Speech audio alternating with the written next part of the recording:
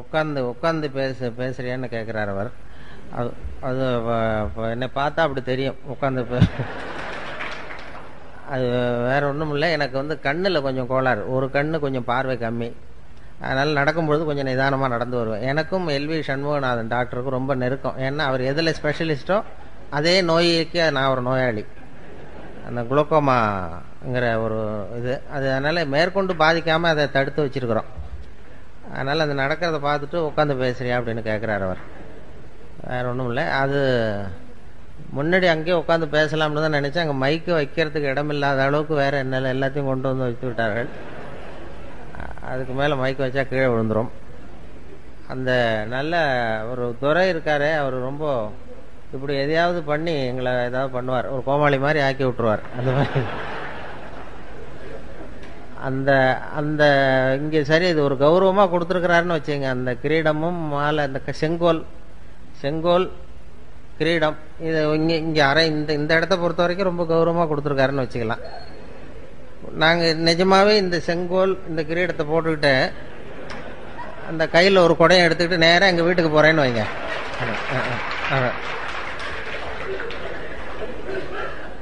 அங்கே மரியாதை கிடைக்குமா? இப்போ இங்கே வந்து மரியாதையை கொடுக்குற அந்த செங்கோலும் இதுவும் அங்கே போனால் மரியாதையை குறைச்சிரும். இப்படி ஏதாவது வித்தியாசமாக பண்ணுறது தான் துறைக்கு வேலை. அவர் வந்து ஏதாவது இப்படி பண்ணிடுவார்னு தெரியும். இந்த விருதே வந்து அவர் ஐவி அவர்களுக்காக, வீரபத்திரன் அவர்களுக்காக தான் கொடுக்கணும்னு சொல்லி தீர்மானம் பண்ணி எல்லாம் முடிவு பண்ணது. அப்புறம் பத்திரிகை பார்க்குறேன், ஏன் பேரையும் போட்டிருக்கு. அதில் எப்படி போட்டாருன்னா சரி, அது எதுக்கு போட்டாருங்கிறது அப்புறம் தான் தெரியுது. இந்த நாலு தடவை வந்தேன் போனேன், அப்புறம் என்னாரு, அப்புறம் பேசும்பொழுது அவங்க யாரையும் சொல்லி அவங்க காசு வாங்குறாங்க, பணம் வாங்குறாங்க அப்படின்லாம் பேசிக்கிட்டு இருந்தார்ல. நான் இது வரைக்கும் அவர் வந்து நான் வந்து இது வரைக்கும் என்னுடைய சொந்த செலவில் தான் வந்து போயிட்டுருக்கேன், காசுலாம் வாங்குறதில்ல. அது இப்படி வந்து அதுக்கு பதிலாக தான் இதெல்லாம் கொடுத்துட்டார். பணத்தை விட இது கொஞ்சம் சீப்பு. இப்போ பேசுகிறவங்களுக்கு பணம் கொடுக்குறதுன்னா அதை விட இதுக்கு கிரையம்லாம் போட்டிங்கன்னா சீப்பாக முடியும். அதே மாதிரி ஒரு பட்டம் கொடுக்குறதும் அதை விட சுலபம். அதனால் மனிதநேய மாமணின்னா அது அவ்வளோ சுலபமாக கொடுத்துட்டார். அதனால இப்போ இது மூலமா சுத்தமா காசு இல்லைங்கிறத மறைமுகமா சொல்லிட்டார். அவர் சொல்லிட்டார். இப்படி என்ன வந்து ஒன்றும் இல்லாதவனை ஆக்கி அவர் இதே தான் பண்றார். எல்லாம் இது மட்டும் இல்லை, மற்ற கூட்டங்கள்லையும் ஏதாவது பேசணும்னா தஞ்சாவூருக்கு வந்திருந்தார். அங்கே முக்கியமானவங்கலாம் வந்திருந்தாங்க. அங்கே உள்ளவங்கள்ட்டையும் இவர் வந்து பணமே வாங்க மாட்டார் சார், காசு வாங்க மாட்டார் சார். அவர் மேடையில் ஏறி கொடுத்தாலும் வாங்க மாட்டார், நீங்கள் கொடுத்தாலும் வாங்க மாட்டார்னு பகிரங்கமாக அறிவிச்சிட்டார். உண்மை என்னன்னா, நான் கேட்டாலும் அவர் கொடுக்க மாட்டாருங்கிறது தான் உண்மை. அது சும்மா நான் வந்து ஒரு தொழில்முறை பேச்சாளர் கிடையாது, வெளியில் போய் விதமாக பேசுறதும் கிடையாது, அது மாதிரி பழக்கம் இல்லை. சும்மா ஏதோ வந்து கொஞ்சம் வேடிக்கை ஏதாவது சில ஜோக்கெல்லாம் சொல்கிறது வழக்கம். வேற ஒரு குறிப்பிட்ட தலைப்பில் பேசிலாம் பழக்கம் இல்லை. இப்போ ஒரு மற்ற பேச்சாளர்கள் மாதிரி அவங்கெல்லாம் ஒரு தொகை கேட்குறாங்கன்னா அந்த தகுதி அவங்களுக்கு இருக்கு. நீங்கள் எதை பற்றி வேணாலும் பேச முடியும். இனிமே என்னுடைய வாழ்நாள் பூரா பொன்னாடை தேவைப்படாதுன்னு நினைக்கிறேன். அந்த அளவுக்கு கொடுத்துட்டாங்க. பொதுவாக பொன்னாடை வந்து எங்கேயும் அதிகமாக நான் அதிக கூட்டத்துக்கு போகாததுனால எனக்கு பொன்னாடைகள்லாம் யாரும் போத்துறதில்ல. எதுவும் வேணாங்கிறது பொன்னாடையும் வேண்டான்னு விட்டுருவாங்க. அது மாதிரி பண்ணிடுறது. அந்த இருந்தாலும் இது ஒரு அன்பு. ஈரோட்டுக்கு வந்தால் அந்த இது மாதிரி பொன்னாடை கொடை இதெல்லாம் நிறையா கிடைக்குது. இந்த கொடை நண்பர் வந்து இது முதல் தடவை இல்லை, இது 3வது கொடையோ 4வது கொடையோ தெரியல, எனக்கு கொடுத்துருக்கிறார். 4வது கொடை கொடுத்துருக்கிறார். அதனால எங்கள் வீட்டில் அப்படியே வீட்டுக்கு வந்தீங்கன்னா கொடையாக தொங்கும்.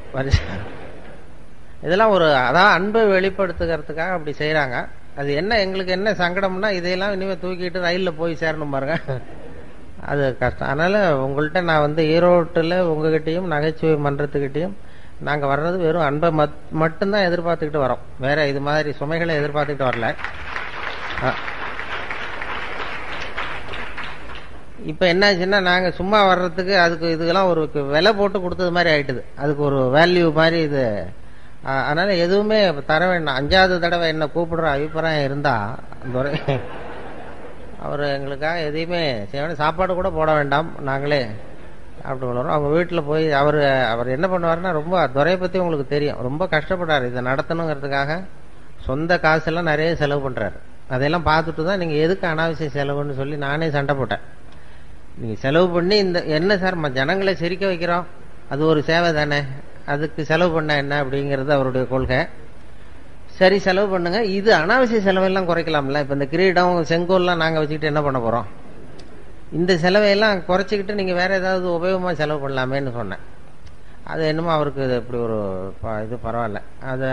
அதனால் இந்த செங்கோல்லாம் அவர்கிட்டே திருப்பி போகும்பொழுது அவருக்கே போட்டு விட்டுட்டு அவர் கையிலேயே கொடுத்துட்டு தான் போகணும். ஆனால் தயவு செய்து அந்த கொடுத்த பட்டத்தை திருப்பி கேட்க வேண்டாம் என்று கேட்டுக்கொள்கிறேன். ஏதோ கை தவறி கொடுத்துட்டு போடாது அப்படின்னு கேட்டாருன்னா ரொம்ப கஷ்டமாக இருக்கும். அப்படி பண்ணுறது இந்த வேடிக்கை, இந்த சிரிப்பு அது சொன்னாங்க இல்லையா, அதாவது மனுஷனுக்கே நமக்கு வந்து இயல்பாக நடக்கக்கூடியது இந்த ரெண்டு விஷயம். அதாவது நடக்கிறது, நம்ம நடக்கிறோம் பாருங்க, இந்த நடக்கிறது சிரிக்கிறது, இது ரெண்டும் இயற்கையாக நடக்கணும். அதுக்கு வந்து இப்போ நம்ம உடம்புல இருக்கிற உறுப்புகள்லாம் சரியாக வேலை செய்யறதுக்கு அந்த காலில் மட்டும் பாதத்தில் அழுத்தம் கொடுத்தா போகிறோம். அதுக்காக தான் இந்த பிரகாரத்தில் நடக்கிறது, வெளியில் நடக்கிறதுலாம். அது மனுஷன் வந்து சாதாரணமாக நடக்காமல் இருக்க முடியாது. அதனால நடந்தா போதும், உடம்புல இருக்கிற உறுப்புலாம் சரியா வேலை செய்யுமா. அது எல்லாமே அழுத்தம் வந்து கால் பாதத்துல போய் முடியுது. அது அப்படி இயற்கை வந்து அப்படி ஒரு அமைப்பை ஏற்படுத்தியிருக்கு. அதாவது பேட்டரி சார்ஜ் பண்றது மாதிரி நடந்தா போறோம். நாம என்ன பண்ணிவிட்டோம், நடக்கிறதுக்கு பதிலாக வாகனங்களை கண்டுபிடிச்சிட்டோம். சைக்கிள், காரு, அது இதுன்னு கண்டுபிடிச்சதுனால நடக்கிறது குறைஞ்சி போச்சு. இப்போ இயற்கையா நடக்க வேண்டிய அந்த நடைங்கிறது இப்போ ஒரு எக்ஸசைஸ் ஆயிட்டுது. அது வந்து ஒரு நடை பயிற்சின்னு கொண்டு வந்துட்டோம்.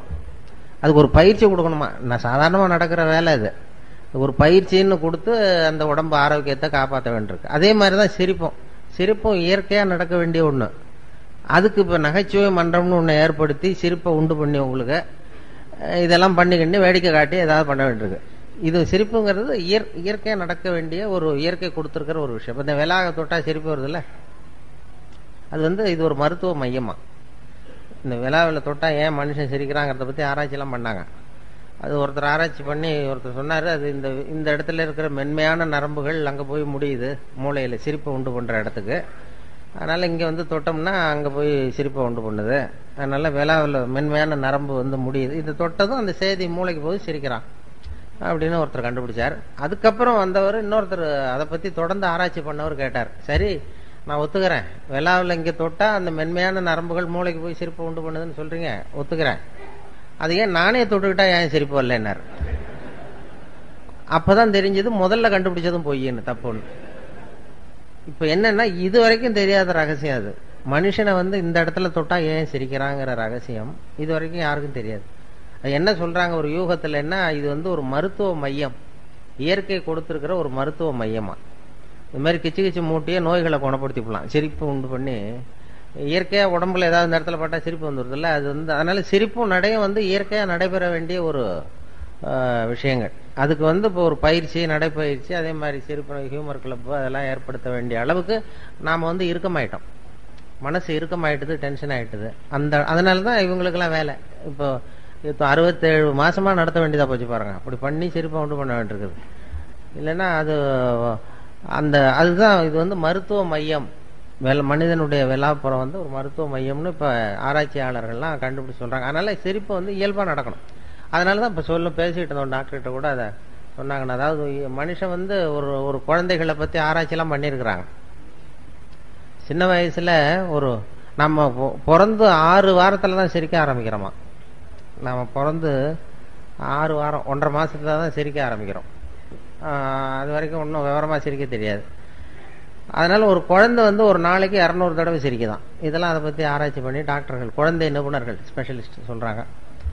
ஒரு குழந்தை வந்து ஒரு நாளைக்கு 200 தடவை சிரிக்குது. பெரிய நம்மெல்லாம் 15 தடவை சிரிக்கிறோமா. அப்படியே குறைச்சிக்கிட்டே வந்தாச்சு. அதனாலதான் இப்ப ஹார்ட் அட்டாக்லாம் வருதுன்னு இப்ப கண்டுபிடிச்சிருக்கிறாங்க. 200 தடவை சிரிக்க வேண்டிய குழந்தைத்தனம் அப்படியே குறைஞ்சி போய் கொஞ்சம் கொஞ்சமா குறைச்சிட்டு வருது. சிரிப்புக்கு வந்து ஜோக்கே தேவைப்படாது. நான் சொன்னல இயல்பான விஷயம்னு, சிரிப்புக்கு ஜோக்குன்னு ஒண்ணு தேவையே படாது. அது வந்து இந்த நம்ம காலங்காலமா சிரிப்பு வந்து சிறைப்பட்டு போயிருக்குதான் நம்ம உடம்புல. எப்படின்னா, ஒரு முதலாளிக்கு முன்னாடி தொழிலாளி சிரிச்சா மரியாதை குறைச்சல், ஒரு வாத்தியாருக்கு முன்னாடி பையன் சிரிச்சா மரியாதை குறைச்சல், ஒரு அதிகாரிக்கு முன்னாடி பியூனு சிரிச்சா மரியாதை குறைச்சல், இப்படி சொல்லி சொல்லி சிரிப்புங்கிறது மரியாதை குறைவான செயல்னு போதிக்கப்பட்டு வந்திருக்கிறோம். அதனால சிரிப்புங்கிற அந்த செயல் வந்து சிறைப்பட்டு போச்சாமா. நான் இப்போ என்னன்னா மரபு ரீதியாவே ஜெனட்டிக்காவே நாம சிரிச்சா யாராவது தப்பா நினைப்பாங்களோ அப்படின்னு நினைக்கிற அளவுக்கு நம்ம வந்துட்டோம். அப்படி சிறைப்பட்டு இருக்கிற சிரிப்பை வெளியில கொண்டு வர்றதுக்கு ஜோக்குன்னு ஒரு சாவியை போட வேண்டியிருக்கு. ஒரு சாவியை போட்டு திறந்து விட்டு அந்த சிறைப்பட்டு இருக்கிற சிரிப்பை வெளில கொண்டு வர வேண்டியிருக்குதான். இதுதான் இப்ப நடக்கிறது. வேற சிரிப்புக்கும் ஜோக்குக்கும் சம்பந்தமே இல்லை.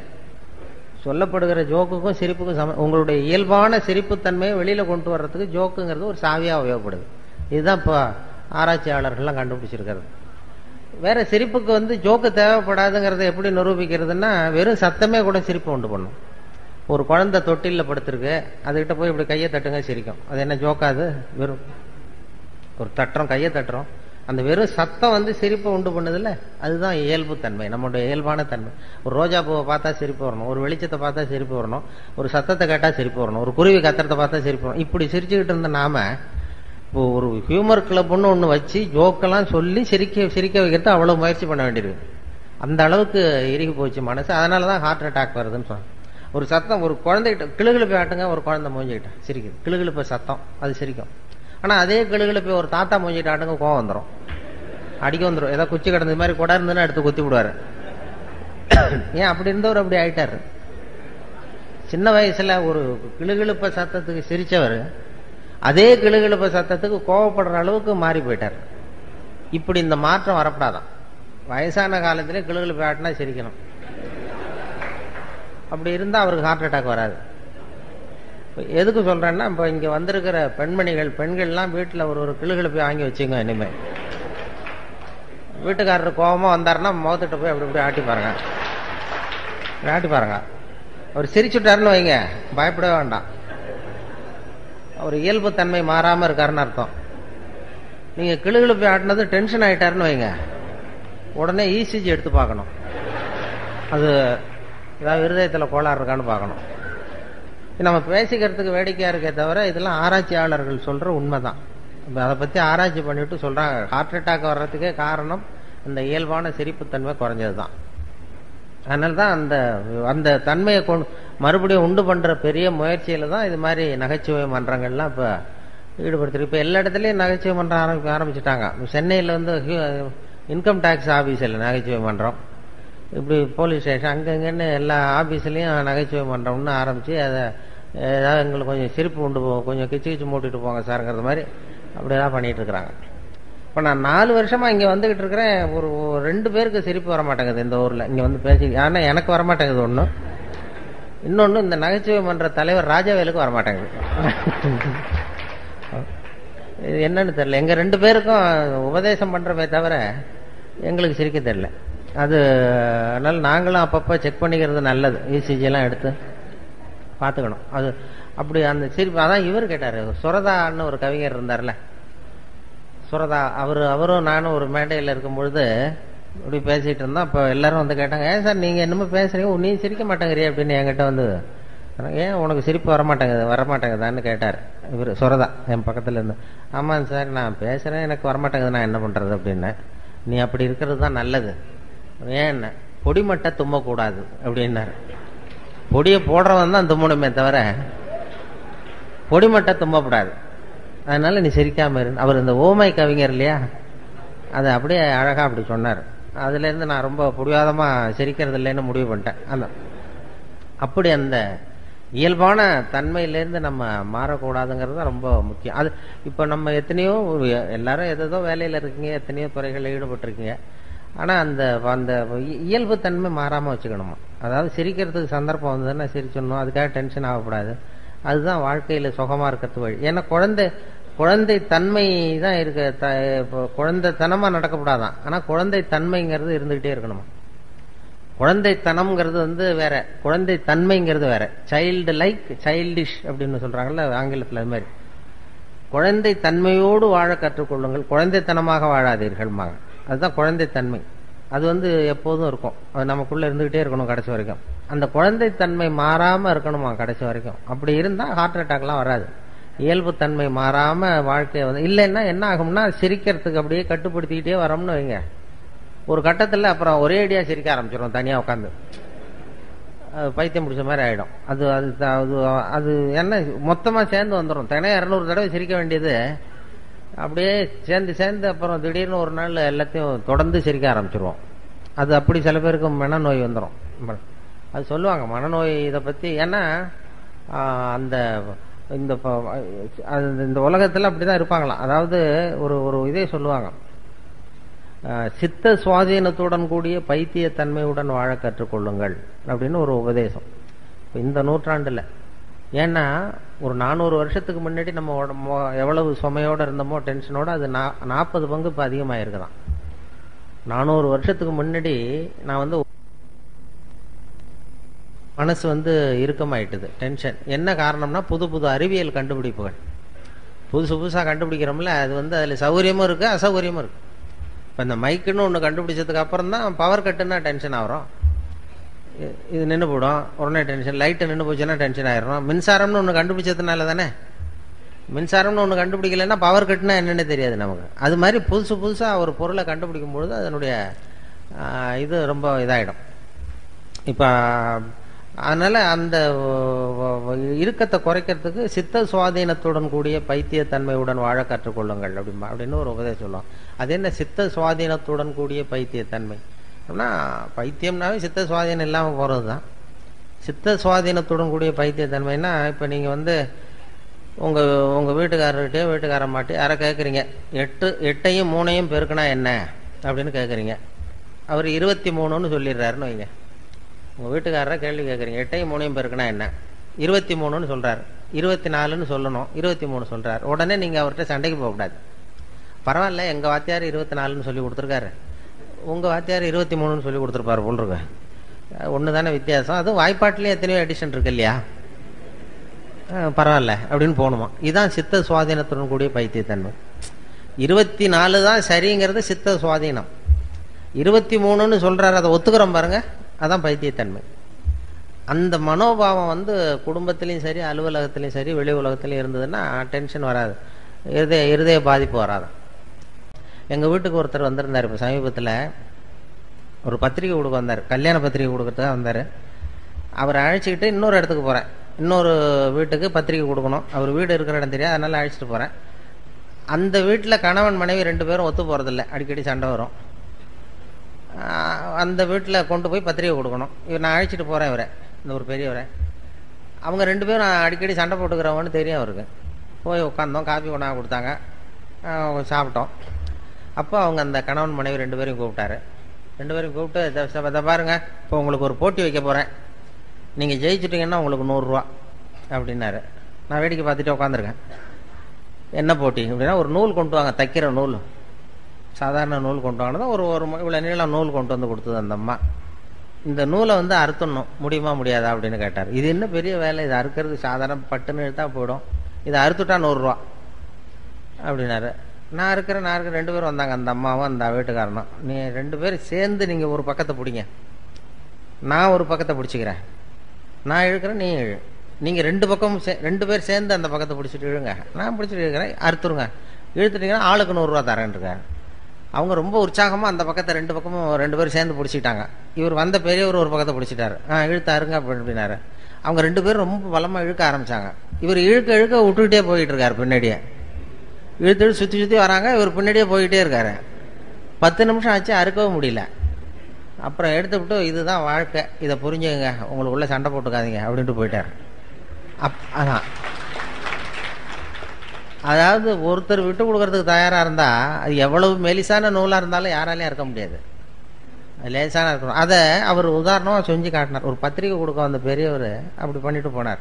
வாழ்க்கை அப்படி தான் புரிஞ்சுக்கணும். இல்லைன்னா அர்த்தமில்லாத விஷயத்துக்கெல்லாம் குடும்பத்தில் சண்டை போட்டுக்கிட்டு பிரச்சனை விட்டுருப்போம். ஏன்னா நம்ம மனசு இருக்க சுமை வர வர அதிகமாகிடும். மற்ற வெயிட்லாம் அப்படியே, இங்கே ஒரு 10 கிலோ இப்போ வைக்கிறோம்னு வைங்க, இந்த 10 கிலோவை நாளைக்கு இதை எடை போட்டு பார்த்தாலும் 10 கிலோ தான், இன்னும் 1 மாதம் கழிச்சு எடை போட்டாலும் 10 கிலோ அப்படியே இருக்கும். ஆனால் மனசில் இருக்கிற வெயிட் இருக்கு பாருங்கள், அது போக அழுத்தம் அதிகமாகிட்டு எடை அதிகமாகிற மாதிரி இருக்கும். அதுக்கு ஒரு உதாரணம் அதுதான் சொல்லுவாங்க. இந்த ஒருத்தர் கையை நீட்ட சொல்லி ஒரு டம்ளரை கொண்டு வந்து, ஒரு டம்ளர் தண்ணியை உன்னால் தூக்க முடியுமான்னு கேட்டிருக்காரு. இது என்ன, ஒரு டம்ளர் தண்ணி என்ன தூக்க முடியாது என்னால் அப்படின்னா, ஒரு வெத்து பாட்டில் வச்சு இப்படி கையை நீட்ட சொன்னார். ஒரு டம்ளர் தண்ணியை வச்சு தண்ணியை ஊற்றினாரு. இது என்ன தூக்குறது பெரிய காரியம் அப்படின்னு, சரி அப்படியே வச்சிரு அப்படின்னாரு. ஒரு 10 நிமிஷம் ஆச்சு. சார் எப்போ தண்ணி எடுக்கலாம் கேட்க ஆரம்பிச்சான். இருறா இன்னும் ஒரு மணி நேரம் ஆகும் எடுக்கிறதுக்குன்னா, ஐயோ இப்போ முடியாது சார், நம்மளால முடியாதுன்னா. சரி இன்னைக்கு பூரா வச்சிருக்க முடியுமா ஒன்னாலன்னா, ஐயோ தாங்க முடியாது, முதல்ல இதை எடுங்க அப்படின்னா. இந்த வெயிட்டு அதே தான், வெயிட்டில் கூடல, ஆனால் அதை தாங்க முடியல பாருங்க. அதுதான் அந்த மனசு பண்ணுற. மனசில் ஒரு சுமை வச்சுட்டோம்னா அது வர வர அதிகமாகிறது மாதிரி ஒரு பாவனையை உண்டு பண்ணும். அப்பப்போ இறக்கி வச்சிடணும். அது மனசில் எதையும் இறக்கி வச்சுக்கிட்டு இருக்கக்கூடாது. அப்பப்போ இறக்கி வச்சுக்கோ. அந்தந்த நேரத்தில் அதை சுமக்கலாம்னு சொல்கிறேன். மனசை சுமக்கவே கூடாதான். குழந்தைகள்லாம் மனசை சுமக்கிறது இல்லை. அதனால தான் அது ஜாலியாக இருக்குது. 200 தடவை சிரிக்குதுன்னா அதெல்லாம் மனசை சுமக்கிறது இல்லை. நம்ம மனசை சுமந்துக்கிட்டு இருக்கிறோம். ஒரு ரயிலில் ஒருத்தர் போனார், ஒரு மூட்டையை தூக்கிட்டு ரயிலில் போய் ஏறி உட்காந்துருக்காரு. ஏறி உட்காந்ததும் ரயில் புறப்பட்டுது. இவன் தலையிலேயே மூட்டையை வச்சுட்டு உட்காந்துருக்கான். எதிர்த்தாப்பில் இருக்கிறவருக்கு சொல்லிருக்காரு, ஏன் ரயில் தான் புறப்பட்டுது, மூட்டையை இறக்கி வை, உன் ஸ்டேஷன் வந்ததும் தலையில் தூக்கி வச்சுக்கிட்டு நீ இறங்கி போகலாம், இப்போ இறக்கி வச்சுருன்னு இருக்காரு. அப்போ இவன் சொன்னானா, அதெல்லாம் வேண்டாம், என் சுமையை நான் சுமந்துக்கிறேன், என்னை மட்டும் ரயில் சுமந்தா போதும் நானும். இப்படி தான் நம்ம இப்போ பண்ணிகிட்டு இருக்கோம்மா. இப்போ அவன் பண்ணுறத நினைக்கும் போது நமக்கு சிரிப்பு வருது இல்லை. இப்போ நாம் வாழறது அப்படி தான் வாழ்ந்துக்கிட்டு இருக்கோம்மா. தேவையில்லாததையெல்லாம் சுமந்துக்கிட்டு பிரயாணம் பண்ணிகிட்டு இருக்கிறோம். எந்தெந்த நேரம் எதை சுமக்கணுமோ அதை சுமந்தா போதும். இறங்குற நேரத்தில் மட்டும் தூக்கி வச்சுட்டு இறங்கினா போகிறோம். அப்பப்போ அந்தந்த சுமையை சுமந்தா போதும். எல்லாத்தையும் ஒரே நேரத்தில் சுமந்துக்கக்கூடாது. நம்ம ஈரோடு துறை மாதிரி போட்டு எல்லாத்தையும் இழுத்து போட்டுக்கிட்டு இன்றைக்கி எங்களுக்கு சாப்பாட்டையும் கவனிக்கணும், அதையும் கவனிக்கணும், இதையும் கவனிக்கணும்னு போட்டுக்கிட்டு 3 நாள் ஆச்சான் அவர் தூங்கி. அப்படி இது பண்ணக்கூடாது. முதல்ல அது மாதிரி மனசு அப்படி நம்மளை ஏமாற்றும். மனசை அந்த அளவுக்கு மனசை புரிஞ்சுக்கணுமா, அதை கட்டுப்படுத்தக்கூடாது. மனசை எல்லாரும் அடக்கு, சினத்தை கோபத்தை அடக்கு, மனசை அடக்குன்னு சொல்லுவாங்க. மனம் சினம் 2 இருக்குல்ல, ரெண்டையுமே எல்லாரும் உபதேசம் பண்ணுறது எப்படின்னா, மனசை கட்டுப்படுத்து, சினத்தை அடக்கு, கோபத்தை அடக்கு, மனசை கட்டுப்படுத்தலாம் சொல்லிட்டு இருப்பாங்க. இந்த அடக்கிறது கட்டுப்படுத்துறதெல்லாம் மற்றவங்க உபதேசம். இந்த அருள் தந்தை வேதாத்திரி மகரிஷி இருக்கார்ல, அவர் தான் வித்தியாசமாக அதை உபதேசம் பண்ணார். மனசை அடக்காத, அதை புரிஞ்சுக்கோ, அது சரியாக போடும். மனதை அடக்க நினைத்தால் அலையும், அறிய நினைத்தால் அடங்கும் அப்படின்னார் வேதாத்திரி மகரிஷி. அதை புரிஞ்சுக்கிறதுக்கு முயற்சி பண்ணுமே தவிர அதை அடக்கிறதுக்கு முயற்சி பண்ணாது. அதே மாதிரி சினத்தை கோபத்தை கட்டுப்படுத்துன்னு எல்லாரும் உபதேசம் பண்ணாங்க. இவர் என்ன சொன்னார், சினத்தை தவிர்த்து விடு, சினம் தவிர்த்தல்னு தான் சொல்லுவாங்க. கோபம் வராத அளவுக்கு சினத்தை தவிர்க்கணுமே தவிர, இல்லைன்னா அது வர வர பெருசாக போயிட்டே இருக்கும். அதுதான் வாழ்க்கையில் நம்ம கற்றுக்க வேண்டியது. அதுதான் குடும்பத்தில் இருக்கிறவங்களுக்கு அது மாதிரி உபதேசங்கள் நிறைய. பிரச்சனைகள் எல்லாத்துலேயும் பிரச்சனை நிறையா வந்துட்டு தான் இருக்கும். பிரச்சனை இப்போ எங்கள் ஆஃபீஸில் நான் ஆல் இண்டியா ரேடியோவில் வேலை பார்த்தேன். எங்கள் ஆஃபீஸில் எல்லாருக்கும் ஒரு மேஜை நாற்காலி உண்டு. அதில் மேஜையில் ஒரு கண்ணாடி போட்டிருக்கோம். கண்ணாடி ஒன்று வச்சுருப்பாங்க. அந்த வேலை செய்கிறவங்களாம் அவங்கவுங்க இஷ்ட தெய்வத்தை கண்ணாடிக்கு அடியில் வச்சுருப்பாங்க. முருகன் படம், பிள்ளையார் படம், அது ஏசுநாதர் படம், அது மாதிரி பள்ளிவாசல் எதையாவது வச்சுருப்பாங்க. அவங்கவுங்க காலையில் வந்ததும் வேலையை அதை தொட்டு கும்பிடுவாங்க. அதுக்கப்புறம் தான் வேலையை பார்க்குறது. இப்படி நடந்துக்கிட்டு இருந்தது. எனக்கு கண்ணாடி கிடையாது, அது உடஞ்சி போச்சு மேஜையில், அதனால் எதுவும் வைக்கிறதில்ல. எனக்கு பக்கத்தில் ஒரு பொண்ணு, இன்னொரு சீட்டு, அது ஒரு நிகழ்ச்சி பொறுப்பாளர். எனக்கு என்ன ஒரு ஆசைன்னா, அது இஷ்ட தெய்வம் என்னன்னு கண்டுபிடிக்கணும், பார்க்கணும் அப்படின்னு ஒரு ஆசை. இருக்கிறப்ப போய் எட்டி பார்த்தா நல்லா இருக்காது. வெளியில் எழுந்திரிச்சு போகும்போது பார்க்கலான்னு அப்படி இப்போ பார்த்துக்கிட்டே இருந்தேன். ஒரு தடவை எழுந்திரிச்சு வெளில போச்சு. அப்போ ஓடி போய் எட்டி பார்த்தேன். அது இஷ்ட தெய்வம் என்ன, முருகனா பிள்ளையாரா என்னன்னு பார்ப்பேன். பார்த்தா ஒரு ஆசாமி படம் இருக்குது, ஒரு மனுஷனுடைய படம். உடனே கூப்பிட்டு அந்த அம்மா வந்தது, என்ன சார் பார்க்குறீங்க, இது யாரும்மா இது இந்த படத்தை வச்சுருக்கேன் அப்படின்னா, இது என் வீட்டுக்காரரு சார். பாருங்கள், வீட்டுக்காரர் படத்தை தெய்வம் வைக்க வேண்டிய இடத்துல வச்சுருக்கேன். இந்த நூற்றாண்டில் இப்படி ஒரு பொண்ணா அப்படின்னு சொல்லிட்டு, இது மாதிரி அவர் படத்தை நீ வச்சிருக்கிறியோ, உனக்கு தெரியுமா, நீ இங்கே படம் வச்சிருக்கிறது உங்கள் வீட்டுக்காரருக்கு தெரியுமா அப்படின்னு கேட்டேன். இதெல்லாம் அவருக்கு எதுக்கு சார் தெரியணும், நம்ம மனசில் இருந்தால் சார் தான் அப்படின்னு. அவர் ரொம்ப கொடுத்து வச்சவருமா அவங்க வீட்டுக்காரரு, இப்படிலாம் பண்ணிகிட்டு இருக்கேன், எல்லோரும் தெய்வத்தை வச்சுட்ருக்கோம் அப்படின்னு சொல்லிட்டு அப்புறம் ஒரு சந்தேகம் கேட்டேன். ஏம்மா எல்லாருக்கும் வாழ்க்கையில் ஆஃபீஸில் எத்தனையோ பிரச்சனைகள் வரும். ஏதாவது பிரச்சனை வந்தால் உடனே தெய்வத்துக்கிட்ட முறையிடுறது வழக்கம். அது ரேடியோ ஸ்டேஷனில் அடிக்கடி ஏதாவது சிக்கல் நெருக்கடி வந்துக்கிட்டே இருக்கும். ஓடி இந்த இதுலேருந்து காப்பாற்று அப்படின்னு சொல்லி தெய்வத்துக்கிட்ட முறையிடுறது. பிரச்சனைகள் வந்தால் தெய்வத்தை பார்த்தா பிரச்சனை குறையுமா, நீ என்ன செய்வே அப்படின்னு கேட்டேன். நானும் அப்படி தான் சார் பண்ணுவேன். இந்த ஆஃபீஸில் தலைபோகிற பிரச்சனை எது வந்தாலும் நேராக ஓடி இங்கே தான் நிற்பேன். இங்கே நின்று இந்த வீட்டுக்காரர் இருக்கார், இவர் முகத்தை பார்ப்பேன். இவர் முகத்தை பார்த்துட்டு நான் மனசுக்குள்ளே நினச்சிக்குவேன், இதை விட பெரிய பிரச்சனை நமக்கு வேறு என்ன வந்துட போகுது அப்படின்னு நினச்சிக்கோ. மற்ற பிரச்சனையெல்லாம் சின்னதாக போயிடும். பாருங்க, பிரச்சனையை சமாளிக்கிறதுக்கு அப்படி ஒரு வழி இருக்கு. எதுக்கு சொல்கிறேன்னா, இப்போ ஈரோட்டில் இருக்கிற பெண்கள்லாம் இனிமேல் அந்த படம் உங்கள் வீட்டுக்காரர் படத்தை கையில் வச்சுக்கோ, அவருக்கும் பெருமையாக இருக்கும். ஏதோ நம்ம படத்தை வச்சிருக்கிறாரு, அப்படி வச்சிருக்கிறாங்கன்னு. நீங்கள் எதுக்கு வச்சிருக்கீங்கிறது தெரியக்கூடாது அவருக்கு. ஏதாவது பெரிய பிரச்சனை வந்ததுன்னா பார்த்தீங்கன்னா மற்றதெல்லாம் சின்னதாக தெரியும். இப்படி டெக்னிக் நிறையா இருக்குது. மனசை சுமக்காமல் வாழ்க்கையை ரொம்ப லேசாக நடத்துறதுக்கு இதெல்லாம் வழி. அதெல்லாம் தான் இந்த ஹியூமர் கிளப்பு கற்றுக் கொடுவோம்.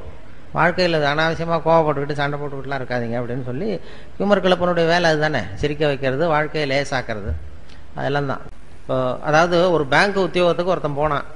ஒரு பேங்க்கில் வேலை பார்க்குறதுக்கு ஒருத்தன் அப்ளை பண்ணால் இன்டர்வியூக்கு கூப்பிட்டாங்க. இன்டர்வியூ கூப்பிட்டு தான் அவங்க கேள்வி கேட்டாங்க, 8யும் 3யும் பேருக்குன்னா என்னடான்னு. இவன் 23ன்னு சொல்லிட்டான், வாய் தவறி சொல்லிவிட்டான். பேங்க்கில் உத்தியோகம், இன்டர்வியூ சொல்லணும்ல கரெக்டாக, 23 சொல்லிட்டான். வெளில வரும்பொழுது யோசிச்சான், ஆகா இது ஒரு சின்ன கணக்கு, 8 × 3, 8யும் 3யும் பேருக்குன்னா என்னன்னு கேட்டாங்க. நம்ம 24 பதிலாக 23 சொல்லிவிட்டோம் வாய் தவறி. நிச்சயமாக நமக்கு இந்த பேங்க்கில் வேலை கிடைக்காது. ஏன்னா பேங்க் உத்தியோகத்தில் இது கூட தெரியலன்னா எப்படி பேங்க்கில் வேலை கொடுப்பாங்க, நமக்கு கிடைக்காது அப்படின்ட்டு போயிட்டான். ஏதோ உளறிட்டோம்னு போனால் ஒரு 10 நாளில் அப்பாயின்மெண்ட் ஆர்டர் வந்துட்டுது அவனுக்கு, வேலையில் சேர்ந்துக்கிடான்னு. அப்போ நினச்சானா, சரி நம்ம பதில் சொன்னதை அவரும் சரியாக கவனிக்கல போல இருக்கு, இந்த கேள்வி கேட்டவரும். இது அவர்கிட்ட இப்போ நம்ம சொல்லக்கூடாது உண்மையை, நம்ம நேராக போய் வேலையில் சேர்ந்துக்குவோம். வேலை பர்மனெண்ட் ஆனதுக்கப்புறம் அவர்கிட்ட உண்மையை சொல்லுவோம், அதான் சரி அப்படின்னு சொல்லி நேராக வேலையை போய் சேர்ந்துட்டான். சேர்ந்துட்டு பேசாமல் கம்முன்னு இருந்தான். வேலை நிரந்தரமாச்சு. நிரந்தரமாக நியமன உத்தரவு கொடுத்தாங்க. அதுக்கப்புறம் அந்த மேனேஜர்கிட்ட போய் உட்காந்தான். சார், அன்னைக்கு இன்டர்வியூக்கு வந்தப்போ என்ன ஒரு கேள்வி கேட்டீங்க, 8யும் 3யும் பேருக்குன்னா என்னன்னு கேட்டீங்க, நான் வாய் தவறி 23ன்னு சொல்லிட்டேன், நீங்கள் அது சரியாக கவனிக்கலை, எனக்கே வேலை கொடுத்துட்டீங்க சார், ரொம்ப தேங்க்ஸ் அப்படின்றான். இனிமேல் ஒன்றும் பண்ண முடியாதுல்ல அதனால். அப்போ அவர் சொன்னாரா மேனேஜர், அப்படி இல்லைப்பா, நீ அன்னைக்கு இன்டர்வியூக்கு வந்தப்போ மொத்தம் 294 பேர் வந்தாங்க இன்டர்வியூக்கு அன்னைக்கு. நான் அந்த 294 பேர்கிட்ட இந்த கேள்வி கேட்டேன், 8யும் 3யும் பேருக்குன்னா என்னன்னு. நீ சொன்னது தான் நியரஸ்ட் கரெக்ட் ஆன்சர். நான் ஒன்றும் தப்பாக பண்ணிப்பில்ல கொடுத்துடல, அதனால இருக்கிறதுல நீ கட்டிக்காரன் பரவாயில்ல அப்படின்னு சொல்லி நான் ஏமாந்ததான் நினைக்காதேன்னாரான். இது எதுக்குன்னா, வாழ்க்கையில் வெற்றி பெற வேண்டும்னு நினைக்கிறவங்க நியரஸ்ட் கரெக்ட் ஆன்சரை தான் பார்க்கணுமா, பர்ஃபெக்ஷன் பார்க்கக்கூடாது. நியரஸ்ட் கரெக்ட் ஆன்சருங்கிறது ஒரு தத்துவம். வாழ்க்கை கலையில் வெற்றி பெறணும்னு நினைக்கிறவங்க கிட்டத்தட்ட எல்லாம் சரியாக இருந்தால் சார் தான். இன்றைக்கி சாப்பிட்ற சாப்பாடு ஏதோ கிட்டத்தட்ட சுமாராக சாப்பிட்றாப்புல இருந்தால் போதும், அது ரொம்ப பிரமாதமாக இருக்கணும்னு எதிர்பார்க்கக்கூடாது. அது மாதிரி அறிவியலில் துல்லியம் முக்கியம். சயின்ஸு அறிவியல் விஷயங்களில் துல்லியம் தான் முக்கியம். அதில் நியரஸ்ட் கரெக்ட் ஆன்சர் பார்க்கக்கூடாது. சயின்ஸ்லாம் துல்லியம் தான் முக்கியம். வாழ்க்கைங்கிற கலையில் நியரஸ்ட் கரெக்ட் ஆன்சர் முக்கியம். அறிவியல் எப்படின்னா, இப்போ ஒரு ராக்கெட்டை செவ்வாய் கிரகத்துக்கு அனுப்புகிறோம்னு வைங்களேன், அது தவறி போய் புதனில் இறங்கி விடுது, பரவாயில்ல, ஒன்று தானே வித்தியாசம், நியரஸ்ட் கரெக்ட் ஆன்சர்னு போடக்கூடாது. அறிவியலில் துல்லியம் முக்கியம். வாழ்க்கைங்கிற கலையில் கிட்டத்தட்ட சரியாக நீங்கள் நினைக்கிறது மாதிரி 100% நீங்கள் எதிர்பார்க்கறது மாதிரியே உங்கள் கணவரோ அல்லது மனைவியோ இருக்க முடியாது. அதை அந்த நியரஸ்ட் கரெக்ட் ஆன்சர் பார்க்குற மனோபாவம் வந்துட்டுதுன்னு வைங்க, பிரச்சனையே வராது வாழ்க்கையில். ஆனால் அது நம்ம நினைக்கிறது மாதிரியே இருக்கணும்னு எதிர்பார்க்குறோம், சுத்தமாக 100% அப்படியே இருக்கணும்னு நினைக்கிறது. அதனால தான் சண்டை சச்சரவு. பர்ஃபெக்ஷன் ஒன்று உலகத்தில் எதுவுமே கிடையாது. நானாக என் மனசில் ஒரு உருவத்தை வரைஞ்சிக்க வேண்டியது, எதிரில் பார்க்குறது நான் வரைஞ்ச உருவத்தை மாதிரியே இருக்கான்னு நான் பார்க்குறேன். அப்படி ஒத்து போச்சுன்னா அது பர்ஃபெக்டுன்னு ஒத்துக்கிறேன், அது ஒத்து போகலன்னா அது சரியில்லைங்கிறேன். அது கோளாறு நான் வரைஞ்சத்தில் இருக்கே தவிர அந்த பொருள் இல்லை. அதுதான் முக்கியம். அதுதான் வாழ்க்கையினுடைய நுணுக்கமே. அதுதான் அழகுங்கிறதும் அப்படி தான். அழகுன்னு ஒன்று வெளியில் ஒன்றும் கிடையாது, பொருளில் கிடையாது. அழகாய் இருக்கிற பொருளை நீங்கள் விரும்புவதில்லை, நீங்கள் விரும்புகிற பொருள் அழகாக இருக்கிறது அப்படிங்கிறது தான் உண்மை. உங்களுக்கு பிரியமாக இருந்தால் அது அழகாக தெரியும், பிரியம் இல்லைன்னா அழகாக இருக்காது. அதனால் அழகுங்கிறது நீங்கள் விரும்புகிறீங்களா இல்லையாங்கிறத பொறுத்து அமையதே தவிர பொருளில் உள்ள விஷயம் கிடையாது. அது அழகாக இருக்கும். அதான் அழகாக இருக்கிற பொருளை நீங்கள் விரும்புவதில்லை, நீங்கள் விரும்புகிற பொருள் அழகாக இருக்கிறது. அந்த மனோபாவத்தை குடும்பத்தில் நாம் உண்டு பண்ணிட்டோம்னா வாழ்க்கையில் அந்த டென்ஷன் இருக்காது. எப்போதும் அந்த சிரித்து வாழணுங்கிறாங்க இல்லையா, அந்த இயல்பு தன்மையோடு நம்ம வாழறதுக்கு அது ரொம்ப உதவியாக இருக்கும். குடும்பத்தில் எத்தனையோ பிரச்சனைகள் வரலாம், அது சொல்லுவாங்க நிறையா. சின்ன சின்ன ஒரு நல்ல குடும்பங்கிறது எப்படி இருக்குன்னா, அனுசரித்து போகணும், ஒருத்தர் விட்டு கொடுத்து போகணும், சந்தேகம் கூடாது, அப்படி இப்படின்னு சொல்லுவாங்க. அதாவது ஒருத்தன் ஒரு பொண்ணை கல்யாணம் பண்ணிட்டு வந்தான். குடும்பத்தில் சந்தேகம். அவன் என்ன சொல்லிட்டாங்க எல்லாரும், டேய் நீ கல்யாணம் பண்ணிட்டு வந்திருக்கிறிய, அந்த பொண்ணுக்கு காது சரியாக கேட்காதுடா அப்படின்ட்டாங்களாம்.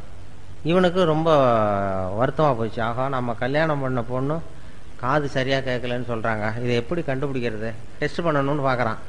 நேராக போய் உனக்கு காது கேட்குமா அப்படின்னு கேட்டால் சண்டை வந்துடும். இது எப்படியாவது சோதனை பண்ணணும்னு வெளியில் போகிறது மாதிரி போனான். வெளியூருக்கு போன, வெளில எங்கேயோ கடத்தரு போனது மாதிரி போயிட்டு திரும்பி வந்தான். திரும்பி வந்து தெருவில் நின்றுக்கிட்டு இன்னைக்கு என்ன சாம்பார் அப்படின்னா பதிலே வரல.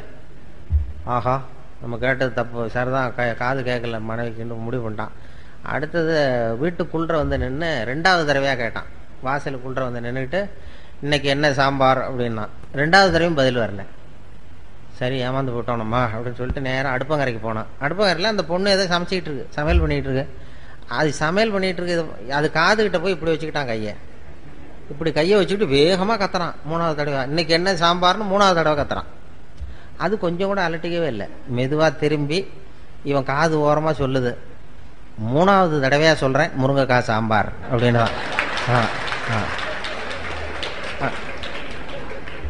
இவனுக்கு காது கேட்கல, இவன் போய் அதை சந்தேகப்படுறான். குடும்பத்தில் இப்படி தான் பிரச்சனை வரும். முதல்ல நம்மகிட்ட இருக்கிற குறை என்னன்னு தெரிஞ்சுக்கிட்டு அடுத்தவங்க பேரில் குறைய கண்டுபிடிக்கணும். நாம் என்ன பண்ணுறோம், முதல்ல அடுத்தவங்க குறைய கண்டுபிடிக்கிறோம். அதனால தான் சிக்கல். குடும்பங்கிறது ரொம்ப அழகாக நடத்த வேண்டிய, வாழ்க்கையில் ரொம்ப புரிந்து கொள்ள வேண்டிய ஒரு கலை அப்படின்னு சொல்லுவாங்க. பென்ஷனர் அசோசியேஷன் ஒன்று இருக்குது அண்ணா நகரில். அதில் எல்லாம் 80 வயசை தாண்டினவங்க, எல்லாம் பழைய காலத்து ஜட்ஜு, நீதிபதிகள், பழைய காலத்து போலீஸ் அதிகாரிகள், பழைய காலத்து கலெக்டர்கள், இவங்கெல்லாம் இருக்காங்க. அதில் எல்லாம் 80-90 வயசு. ஒரு காலத்தில் பெரிய உத்தியோகத்தில் இருந்தவங்க. அவங்கெல்லாம் கூப்பிட்டு என்ன பேச விடுவாங்க. அப்போ அந்த ஆன்மீக விஷயங்கள் தான் அவங்களுக்கு பேசணும்னு பேசுவோம். அப்போ தான் எனக்கு டைம் லிமிட்டு கிடையாது. எவ்வளவு நேரம் வேணாலும் நான் பாட்டு பேசிக்கிட்டே இருப்பேன். அவ்வளவு பேரும் எவ்வளவு நேரம் ஆனாலும் அசையாமல் என்னையே பார்த்துக்கிட்டு இருப்பாங்க. அது என்ன காரணம்னா காது கேட்காது.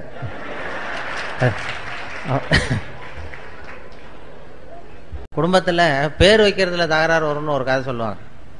ஒரு கணவன் மனைவி 2 பேருக்கும் ஒரு குழந்தை பிறந்த, ஆம்பளை பிள்ளை பிறந்தது. அந்த பிள்ளைக்கு பேர் வைக்கிறது என்னங்கிறதுல தகராறு. அவன் என்ன சொல்கிறான், எங்கள் அப்பா பேர் தான் வைக்கணுங்கிறான் அவன். இந்த அம்மா என்ன சொல்லுது, இல்லை எங்கள் அப்பா பேர் தான் வைக்கணுங்குது.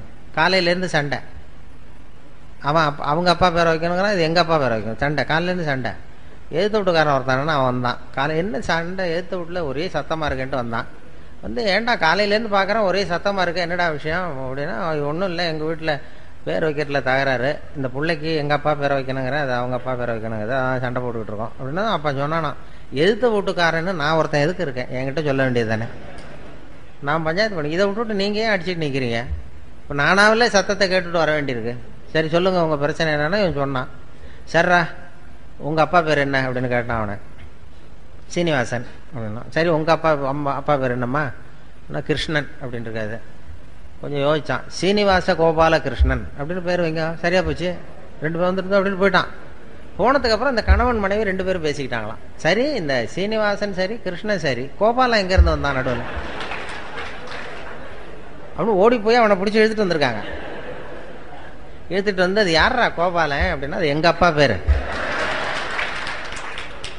நீ அதை மட்டும் ஏன் விடுற, அதையும் சேர்த்து வச்சுட்டு போ அப்படின்றான். குடும்பத்தில் 2 பேர் கணவன் மனைவி ஒத்து போகலன்னா கோபாலன்னு ஒருத்தன் குறுக்க வருவான், அதுக்கு இடம் கொடுக்கக்கூடாது.